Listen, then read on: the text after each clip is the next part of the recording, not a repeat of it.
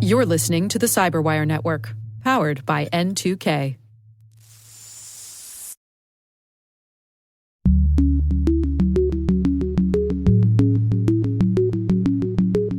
How do you manage your overall technology digital footprint in such a way that you would know what was happening in that environment? And are you doing the basic blocking and tackling that keeps that risk to an acceptable level?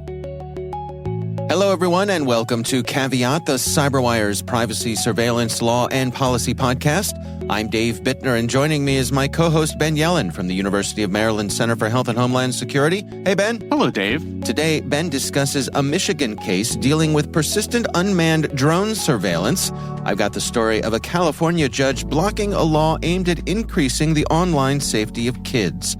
And later in the show, my conversation with Karen Worstell of VMware discussing how CISOs can make their mark with the new SEC rules. While this show covers legal topics and Ben is a lawyer, the views expressed do not constitute legal advice. For official legal advice on any of the topics we cover, please contact your attorney.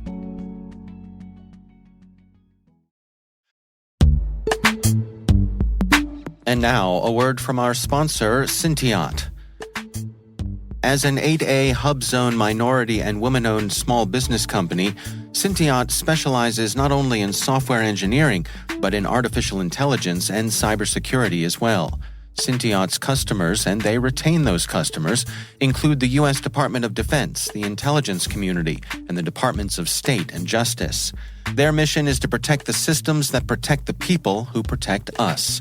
If you're looking for a partner in accomplishing your mission, check out Syntiant.com. That's Cinteot.com. Your partners in everything data and cybersecurity.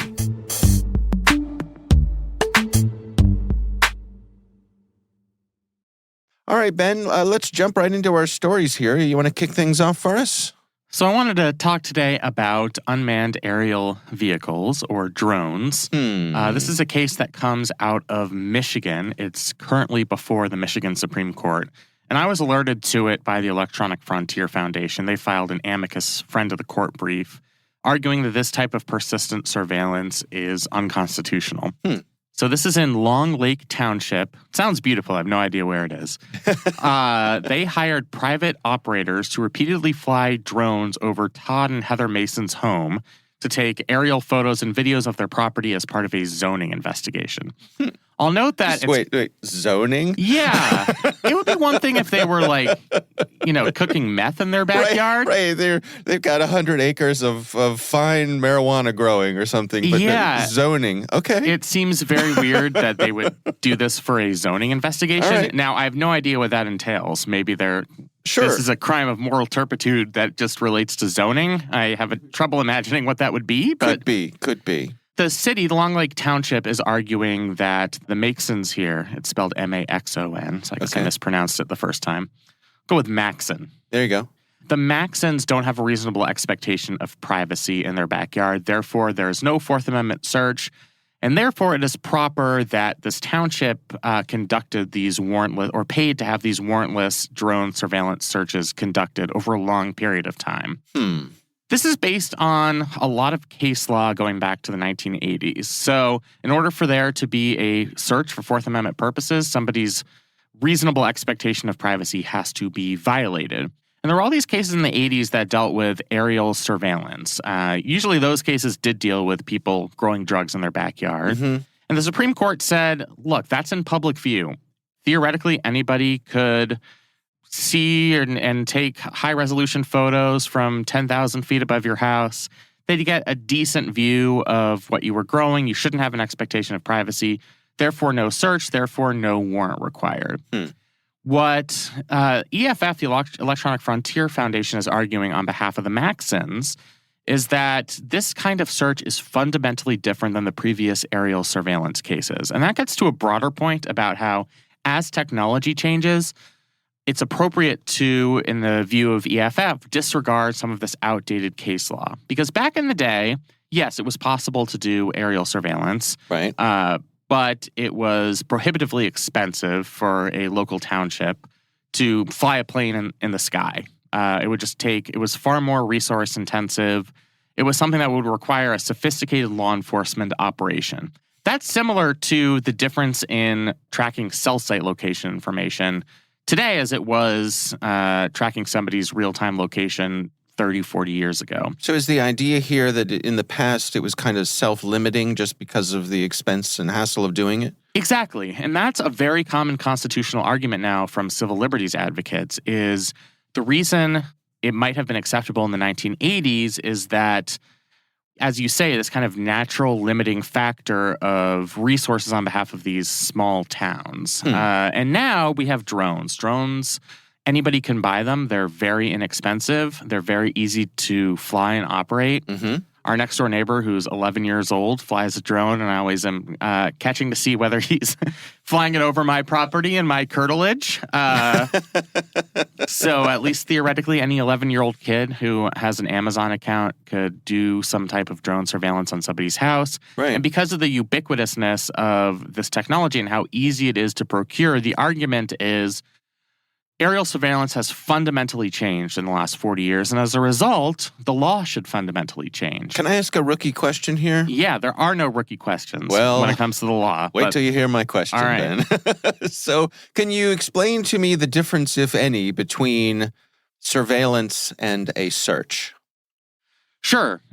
So a search in layman's terms would be to seek to find something. I think that's how we would all understand it if you didn't have the misfortune of going to law school. Law school ruins normal words, ruins nomenclature. Okay. Because search for legal purposes is defined very specifically as either a physical trespass, which is not happening here, Okay. or a violation of one's reasonable expectation of privacy. Okay. So, whether there is a physical trespass or not, if the government violates somebody's reasonable expectation of privacy, that is a search, no matter what type of surveillance, what type of form that surveillance takes. Okay. So the argument here on behalf of the Maxons and on behalf of EFF is that people should have a reasonable expectation of privacy from drones, casual, cheap drones flying over their property and taking pictures. Interestingly, one of the cases they cited was a Fourth Circuit federal case from our, at least our home area here in Baltimore. A bunch of activists in Baltimore got together and created a group called Leaders of a Beautiful Struggle, which, how are you going to oppose them in a legal case? Sure. And they challenged this aerial surveillance program that existed in Baltimore City. For several years, Baltimore City would fly at a relatively low altitude manned aircraft. It wasn't unmanned. It would just fly kind of in circles around downtown Baltimore and would take real-time photos. This was a crime-fighting measure. Right. You couldn't identify people's faces. They were just kind of little dots, but if you saw a dot go from a crime scene to a house, you get a pretty good idea of how to find a person. So this was challenged in federal court, and the Fourth Circuit held that this was kind of analogous to what happened in Carpenter, the Supreme Court case, which held that because the nature and quality of historical cell site location information is so fundamentally different, that's how we should approach all technology cases. So the fact that in the past, aerial surveillance might not have qualified as a search has no bearing on the present, where we have the type of technology that an aircraft can go up and take real-time photographs every split second to get this kind of encyclopedic knowledge of the happenings in Baltimore City. I think that's very similar to what's at stake in this Michigan case. Is the court going to adhere to this old precedent from the 1980s about aerial surveillance, or are they going to do what courts have started to do more regularly and reconsider past doctrines in light of modern technology? All right, I have a couple questions here. We have talked about cases involving poll cams before. So I'm curious, my recollection with that is that, I have a piece of property, I have no expectation of privacy, so somebody can sit across the street in their squad car or unmarked squad car and keep an eye on my property. Right. Then I put up a fence to increase my expectation of privacy, right? Yeah. So to get above that fence, now law enforcement has put a camera up on a pole. And my recollection is that the courts considered the possibility that that was different in the attempt to circumvent my specific attempt at privacy. A poll cam is different than someone sitting and watching something that's in plain view. Right.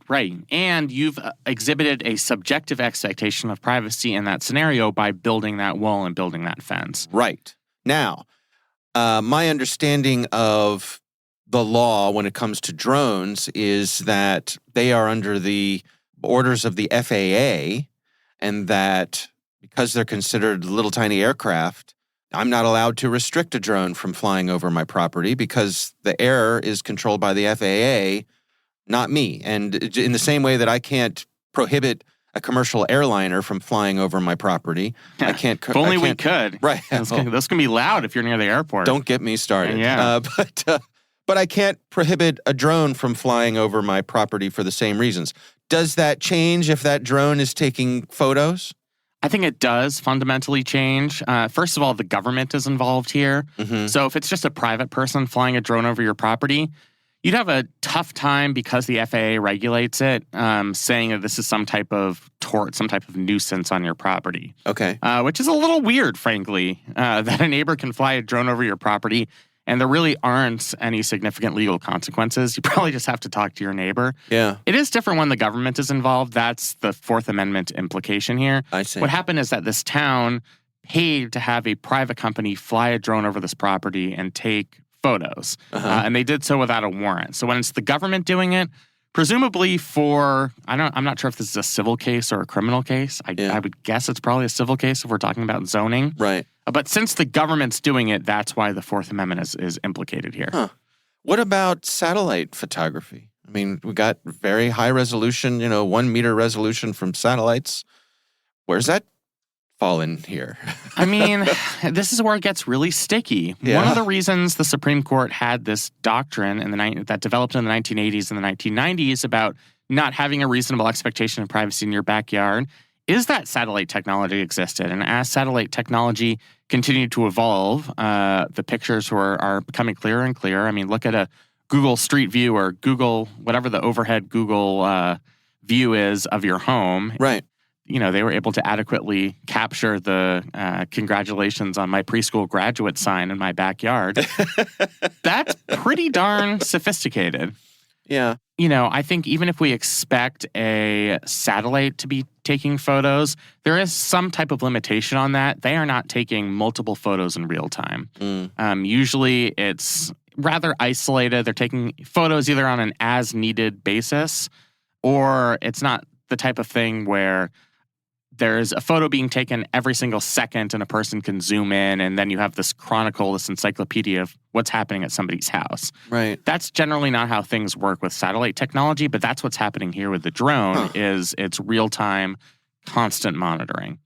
So it's just a little more involved than overhead. A little more invasive. More invasive than that type of surveillance. Now, how that matters from a legal perspective, I don't know. I have to say, I mean, this is a really difficult issue for me. I can understand why somebody does not have an expectation of privacy in the outdoor curtilage around their house. Right. It is something that people can see into. Planes at low levels, I mean, that's what the Supreme Court has said. Yeah. I think it's up to the Supreme Court to determine that this type of surveillance, first be the Supreme Court of Michigan, that this type of surveillance is just fundamentally different and merits a reconsideration of that legal doctrine. And I don't know if they are going to be able to do that in this case. I mean, what if I just get a tall ladder and I'm on the neighboring property, tall ladder and a camera with a long lens? Well, you'd Same be a creep, thing, right? First of all. I'd be what? You'd be a creep. Well, yes. Yes, that's beside the point. Right. Yeah, I mean, I guess there are more limitations in that. I think the law recognizes that snooping neighbors, as long as they don't trespass on your property, is just a reality of living in a neighborhood. So the business of this is that it's the government. Yes. Is that right? I mean, that's why this matters. That's why this matters for Fourth Amendment purposes. That's Okay. correct. Okay. Now, you could have a cause of action potentially for your neighbor snooping on you, but it's really hard to do because that's going to require that they've kind of pierced your property in some way, either through a physical trespass or they have the type of technology that most people can't procure where they're looking inside your house, a place where you have that expectation of privacy. But yeah, since the government is involved here, we have Fourth Amendment implications. And I'm just curious to see if courts at the state level follow the path of Carpenter, where, yes, in the past, this type of third-party surveillance, as took place with cell site location information, might not have been a search, but it's a search now because of how pervasive the technology is. And I'm wondering if state Supreme Courts are going to follow on a similar path for all different types of technology. We're talking about drones here, but I think it has wider applicability. As new technology that's more invasive gets introduced, are courts willing to consider doctrines that were formed far before this technology existed? And I think that's why this case is so interesting. Yeah. It strikes me as being potentially at least a very fuzzy line. Are we in pornography? I know it when I see it kind of thing? Which is, everybody always cites that. That really does come from a Supreme Court opinion, and it was really one of the dumbest lines that's ever been written by a Supreme Court justice. Okay. Because it is your job to come up with a dividing line, and I know it when I see it is not really an easily justiciable dividing line. Right. But that's the thing. I mean, that's what makes this hard. It's really hard. Yep, that's what makes this hard. I mean, the way courts have distinguished it in the past is if it's a technology that's widely available, then that cuts against somebody's reasonable expectation of privacy. So there was a case, Kylo, a famous Fourth Amendment case in the 1980s, where the government got this type of rare infrared technology to measure heat emanating from somebody's house. Oh, yeah. And they ruled that was a search because people wouldn't expect that somebody has infrared readers on the outside of their house. Right. That was beyond reasonable expectations. But here, I mean, the fact that everybody knows or should know that drone technology is out there, that it's relatively cheap to procure, that anybody can buy it, maybe that really does cut against that reasonable expectation of privacy. And to get really meta here and a little bit deep, that's what's wrong with the reasonable expectation of privacy test in general, is that the government can play kind of an active role. If they go out and say, well, guess what, guys? We have ubiquitous drone technology. We're going to fly them over your houses. That would cut against a person's reasonable expectation of privacy, and that would be the government playing a role in diminishing Fourth Amendment protection for people just by announcing that they have this ubiquitous technology. And I don't know why we're content in giving the government that power. I mean, previous Supreme Court justices have analogized it to what would happen if the government says, all right, we're going to open all your letters that come into your mailbox. Right. That would certainly cut against your reasonable expectation of privacy. If you heard that on the news, you would have no reasonable expectation of privacy. And it would be the government that would be cutting against that expectation of privacy. And so should we have this entire test on whether there's been a Fourth Amendment search based on something that the government itself can play a role in, if that makes sense? Mm-hmm. And I think that's something that needs to be reconsidered. There are a lot of good academic papers out there about reconsidering this reasonable expectation of privacy test. It comes from a case called Katz in the 1960s. And I'm one of those people who thinks that perhaps this doctrine does need to be reconsidered. What, in your mind, would be a good solution here? A next generation expectation of privacy guideline? It's hard to find an idea that solves every problem. The one that's come closest to me is a technology-based approach where try to maintain the same level of Fourth Amendment protection that existed prior to the technology taking place. So whichever level of Fourth Amendment protection you had in your backyard or the curtilage of your property should be maintained in spite of the fact that we now have ubiquitous unmanned aerial vehicles. So whatever the law needs to do to sustain that same level of constitutional protection, the law should do. And that goes in the opposite direction as well. If a criminal uses some type of technology to evade capture by law enforcement, then we should grant more powers to law enforcement to restore that balance as well. For you legal nerds out there, this is called the equilibrium adjustment theory. And among all the theories about how to handle this question of what is a search, I think that's the most compelling, but there really are no perfect answers here. And I just, hopefully we get a lot of smart minds who end up making it to the Supreme Court who can revisit this test, because it creates a lot of these types of situations where you have an unworkable, vague legal standard. It's really hard to adjudicate. And I think the Michigan Supreme Court is going to struggle with this just like courts have over the past several years as this new technology has been introduced. What does the word curtilage mean? It's like that's another legal term of art, but it's basically the area adjacent to your house that is part of your property. So if you have a front yard, a backyard, if the sidewalk is part of your property according to whatever the property records are, that's the curtilage of your house. Okay. Yep. All right. Well, this is an interesting one for sure. Absolutely. As we so often say, Ben, we'll keep an eye on this one, and we will. Absolutely. We'll have a link to this in the show notes. Interesting stuff. All right. Well, my story this week comes from the Washington Post. This is a story written by Cristiano Lima, and it is about a judge blocking a California law that's meant to increase the online safety of kids. California had an age-appropriate design code, and this judge says that probably violates the First Amendment. Can you unpack this for us, Ben? What's going on here? Yeah, so California passed a law, the California Age-Appropriate Design Code, as you say. Mm-hmm. It has a couple of requirements. One is that platforms themselves would have to vet their own products before they release them to the public. They would have to vet their products to make sure that whatever they were offering doesn't harm kids and teens. And then the law, I think the less controversial portion of the law would require platforms to enable stronger data privacy protections by default for younger users. So on applications that are geared toward younger users, there would be a requirement on behalf of these platforms to have built-in default stronger privacy protections. This first provision about vetting products before their public release has a couple of First Amendment issues attendant to it. One is that it's kind of vague.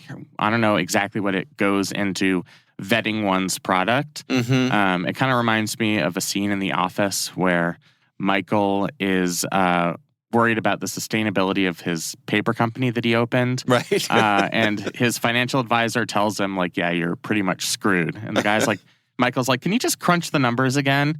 And the guy presses return on his computer and says, crunch. I've crunched the numbers. That's kind of what I'm imagining here. Yep, we vetted it again, and it's still fine. Right. What the platforms would argue is that under Section 230 of the Communications Decency Act and under the First Amendment, the platforms themselves have a right to determine which content shows up on their platforms without having to do this type of internal vetting. That they have the right both by statute and by implication, the Constitution, to make those decisions for themselves to sell the products that they want to sell, subject to other federal laws. So for things like child pornography, obviously, there's a role for the government to play in preventing that from circulating. Mm-hmm. But for most other types of content, it could be an inhibition on what these platforms publish, and that is a prior restraint on speech, which is a almost always per se constitutional violation. So that's really the trouble with the law here. This is not just a California problem. Yeah. The California law was passed with bipartisan support. This is not a partisan issue. A lot of states, both red states and blue states, are trying to institute these laws. There's a federal law that has not passed but has been proposed to protect child online privacy, and they all kind of run into the same problem that if you are prescribing certain content on the internet, especially as it relates to the accessibility for adults, that could be an inhibition on the First Amendment rights of these platforms. As we know from recently announced retiree Mitt Romney, corporations are people, my friend. So they still do have First Amendment rights. Right. And I think that's going to be a problem for all these laws. Huh. How does this differ from, for example, my cable TV provider allowing me to have parental controls on what shows my kids have access to? Well, that's granting the user controls. Now, in all of these contexts, I think these platforms have been pretty good about giving the parent or the guardian or whomever the mechanisms to control content that goes to their kids. But that's all a power that the user has and not a power that the company would have or that the government is imposing on the company. So I think it's completely different and entirely acceptable to give those options to people to use those locking features, age verification, if you are implementing them on your own devices. I think what's happening here is that the government is perhaps coercing these companies into censoring content writ large before it goes to anybody's device. And that's the real constitutional issue here. We often talk about how many efforts there are in some of the legislation we see that we kind of joke and roll our eyes at the attempts to, think who's going to think about the children, Yep. right? Because I think quite often that's rolled out as a framework or a way to get something across the finish line, even if they're not in good faith actually attempting to do that. Right. It seems to me in this case, they are in good faith trying to do that. Yeah. Is that a fair assessment? I think it's totally fair. I mean, this is not just an overactive legislature in California. Similar laws have faced these difficulties in Arkansas and Texas. So it's something that everybody is trying to do. I mean, I think, of course, you should recognize the societal interest we have in protecting kids from harmful content on the internet. Right. But the First Amendment presents all these types of difficult problems. There is no First Amendment prohibition on hate speech, despite what you might read on your social media account.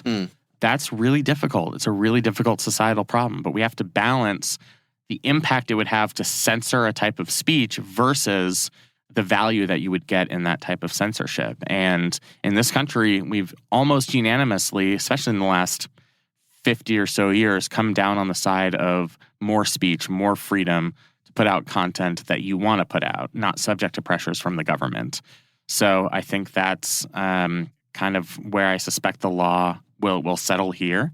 And that's bad news for people who are trying to get these kids' privacy laws across the finish line. So we're putting the effort in the parents' laps to be the filter for what their kids do and do not see. That's going to be the impact of this. Now, that presents its own concerns. If you see this as a societal problem, parents aren't perfect, as we all know, and they either might not have the resources or wherewithal to protect their kids from stuff that they see on social media sites. Yeah. I caught my daughter watching a Mr. Beast video where there was an F-bomb. She's almost Because 7. living in your household, I'm sure she's never heard that word before, Exactly. right, Ben? I certainly, when I realized that this was her video saying that, I was like, oh man, I really should do something to make sure she's not watching something like this. And I consider myself a pretty attentive parent. So It's not easy, especially when your kids are just growing up around this stuff. So I can see why policymakers want to make it easier for parents, but you just run into this First Amendment buzzsaw, and there's not much you can do about it at that point. At the risk of opening up a can of worms here, I'm reminded of what we're seeing in communities across this great nation of ours, where folks are trying to restrict what goes in libraries and ban books and so on and so forth. I mean, it seems to me that is coming at the problem similarly to the way that this law did, by restricting the provider, which would be the library, rather than relying on the parents to be in control of what the kids bring home and consume from the library. Am I off base with my analogy here? No, you're not off base. Just a couple of things I'll point out. One, there have been a lot of lawsuits related to these so-called book bans. Yeah. So you're not the only person that sees the First Amendment problem here. Okay. And also, it's a little bit different because public libraries are public. So there's less of this problem of the government coercing private companies and preventing them from making decisions as to what content to put out there. I see. Libraries, I think, should have a degree of independence, but they just don't because they are government entities. At the end of the day, they're funded by whoever's in office. We, the taxpayers. Yep. Yeah. All right. Interesting stuff. Again, we will have a link to that story in the show notes. That is from the Washington Post. We would love to hear from you. If there's something you'd like us to discuss on the show, you can email us. It's caveat@n2k.com.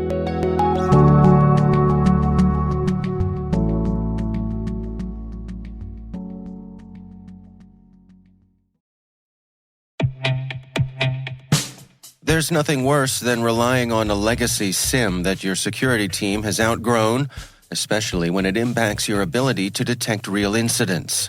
Hunter's SOC platform offers built-in, always up-to-date detection rules and automatic correlation that allows SOC analysts to focus on higher-value tasks that impact your organization.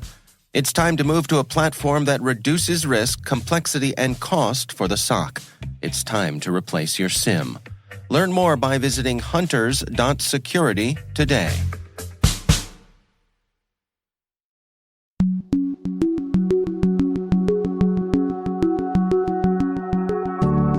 Ben, I always look forward to having a conversation with our next guest here. It's Karen Worstell. She is from VMware.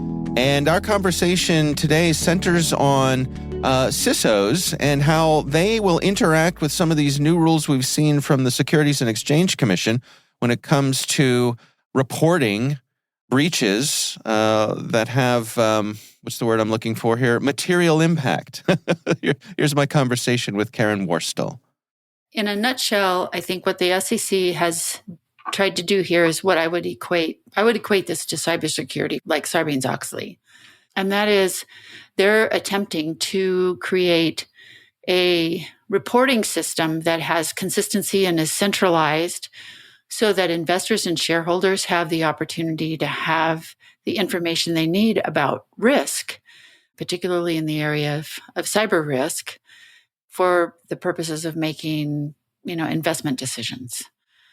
That is triggered by, of course, what we all know has been happening over the last decade as the number of major incidents have really expanded, and the concerns that the threat environment is continuing to accelerate. It has some very interesting implications, but we'll get into that. I think the thing that's really important to remember is they are asking for us to disclose material cyber incidents within 4 days of determining that the event is material. So they're not asking us to report every cyber incident. There has to be a determination of materiality to the company, and that can include a lot of things that are important for us to talk about. And they want to also have visibility of the company's processes and its approach to cyber risk management. And that needs to be disclosed on the 10K filing. So these are not, just simple reports. These are SEC filings that are needing to take place, either on the 8K or the 10K. For U.S. companies, and for foreign registrants, then they would be filing those in a different way, but they would still be participating. So it affects anybody who's a registrant under the SEC. You bring up that word material. What sort of wiggle room does that give in-house counsel to decide whether or not something needs to be disclosed?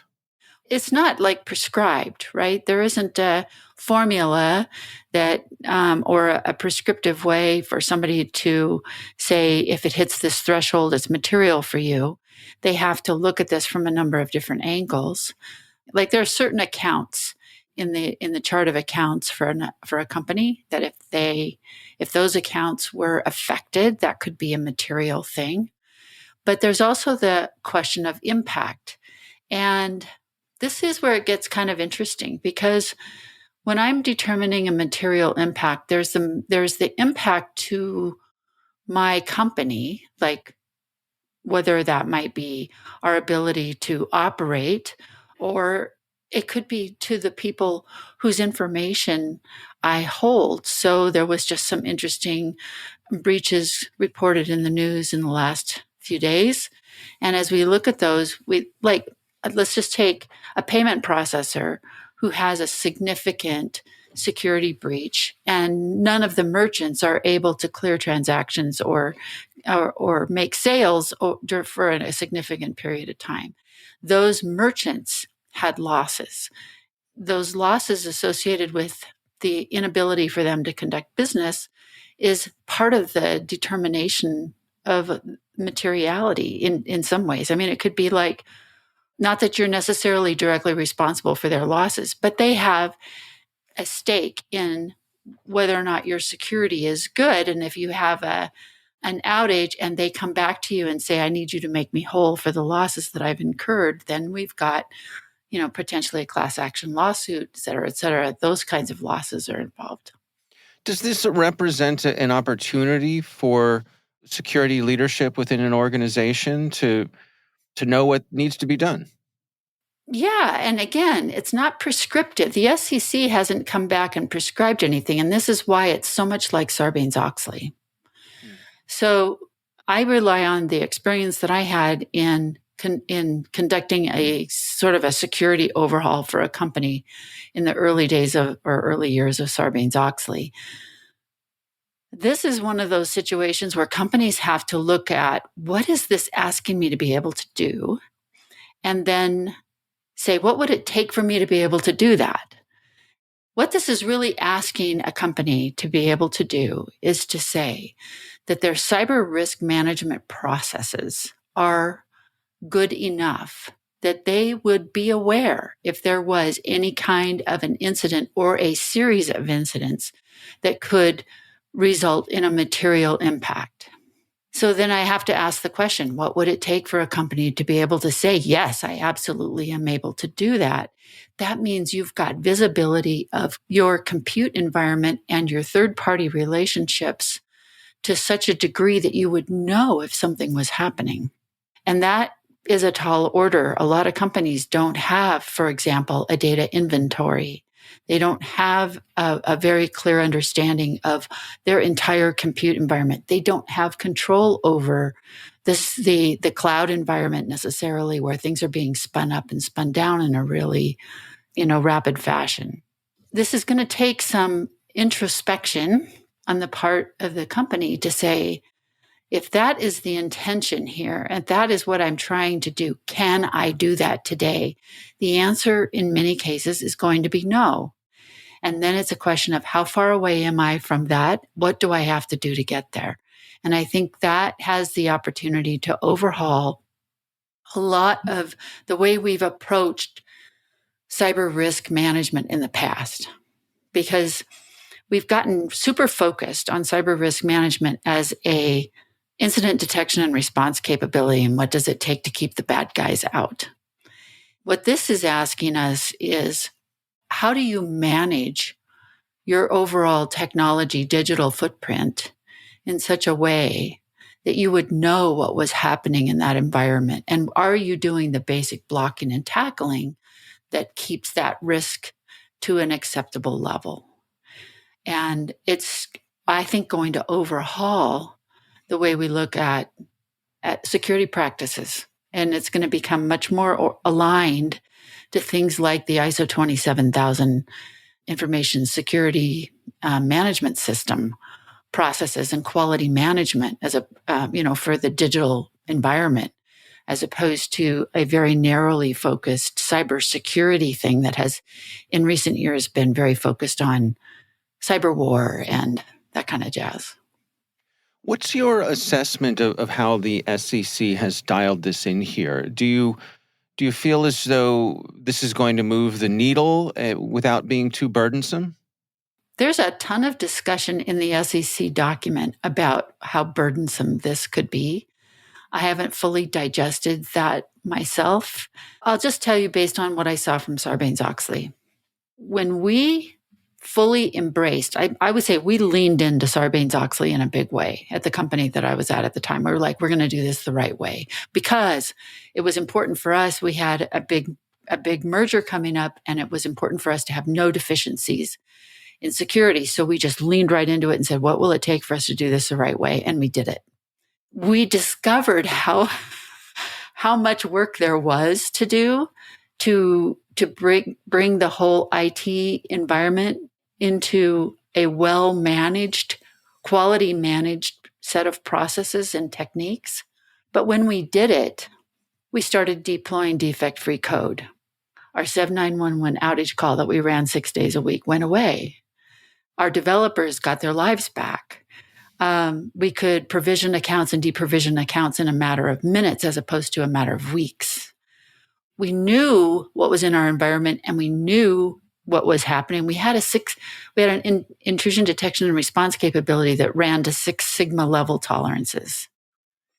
That was the payout for doing it the right way. All we did was cyber risk management the way the SEC is asking us to do it now. Is it a heavy lift? It can be. Is it worth it? Yes. I think the payoff in the terms of the way the company is managed, its visibility, its confidence, and ability to provide assurance to shareholders as well as stakeholders is probably worth the effort. And I would really encourage companies to take a look at it that way.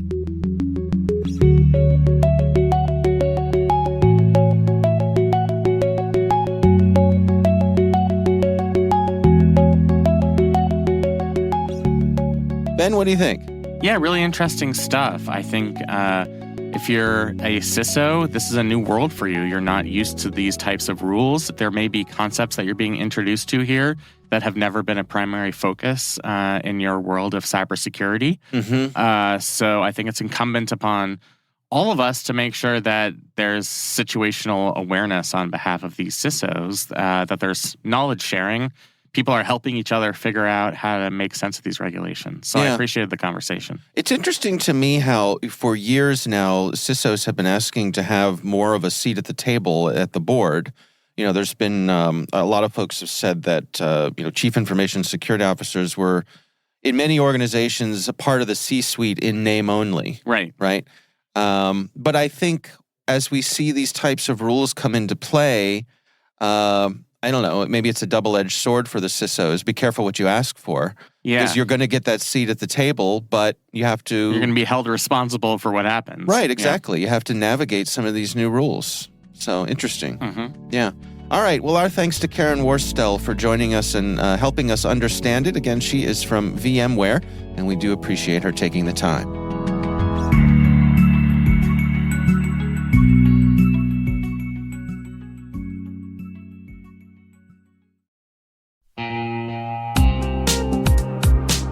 Meet Mimecast. They're in the business of taking companies at risk of cyber attack and putting them at ease. Picture this. It's Monday morning. You're cruising through hundreds of unread emails.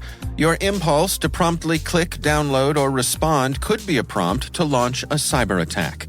An email address is a direct digital path to the mind, the machine, and the data of every person in your organization. It needs better security. I know what you're thinking. I'm all set. I have Microsoft 365 protection, Dave. It might not be enough. That's where Mimecast comes in. They've developed a system that fortifies your email security and reduces costs, risks, and complexities, enabling you and your business to work protected. So before you click your next email, visit mimecast.com to start your free 30-day trial.